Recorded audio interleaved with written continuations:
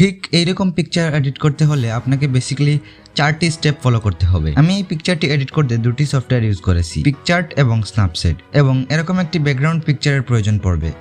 তো আমি এটির লিঙ্ক ডিসক্রিপশন বক্সে দিয়ে রাখবো, চাইলে আপনারা ডাউনলোড করে নিতে পারেন। তো চলুন দেরি না করে শুরু করি। প্রথমে আপনারা পিকচার্ট অ্যাপটি ওপেন করে নেবেন এবং এখানে প্লাস আইকনে ক্লিক করে নিউ প্রজেক্ট ক্রিয়েট করবেন।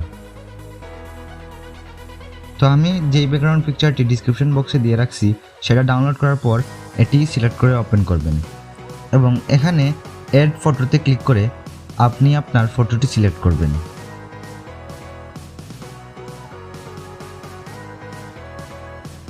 তো আমি আমার পিকচারটি সিলেক্ট করে অ্যাডে ক্লিক করব। এখানে আপনি আপনার ইচ্ছামতো অ্যাডজাস্ট করে নেবেন। তারপর এই ইরেজ বাটনে ক্লিক করে এই ব্যাকগ্রাউন্ডের সব কিছু ইরেজ করতে হবে।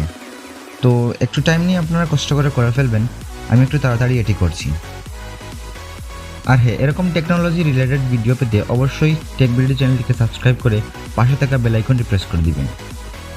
আর ভিডিওটি ভালো লাগলে অবশ্যই একটি লাইক দিতে ভুলবেন না।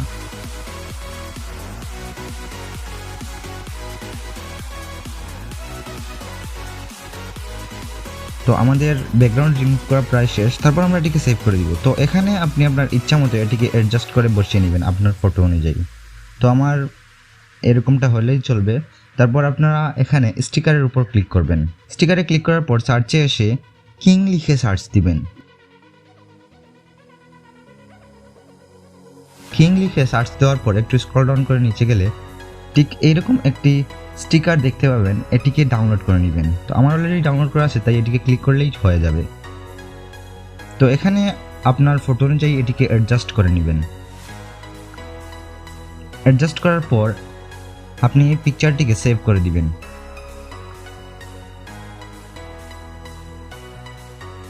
সেভ করা হয়ে গেলে আমাদের এখন স্ন্যাপসিড দিয়ে এটির বাকি কাজগুলো করতে হবে। তো আমি আমার স্ন্যাপসিড অ্যাপটি ওপেন করে নিব। তো স্ন্যাপসিড অ্যাপটি ওপেন করার পরে প্লাস আইকনে ক্লিক করে আমার ফটোটি সিলেক্ট করব। তো আমার ফটো এখানে রয়েছে, তাই আমি এটিকে সিলেক্ট করে নিলাম। তো এখানে আপনারা পেন্সিল আইকনে ক্লিক করবেন। তারপর এখানে আপনারা সিলেক্টিভ টুলটি নেবেন।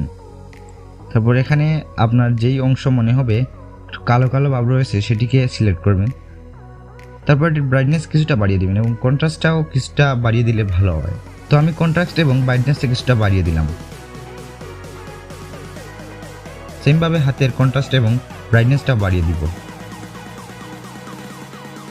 তো আমার এডিট প্রায় শেষ, তারপর এটিকে সেভ করে দিব। তো আপনারা দেখতে পাচ্ছেন লাস্ট ভিউটা কতটা সুন্দর আসছে ফটো। তো আপনারা সেম স্টেপ ফলো করলে আপনারা আরও ভালো ভালো ফটো এডিট করতে পারেন।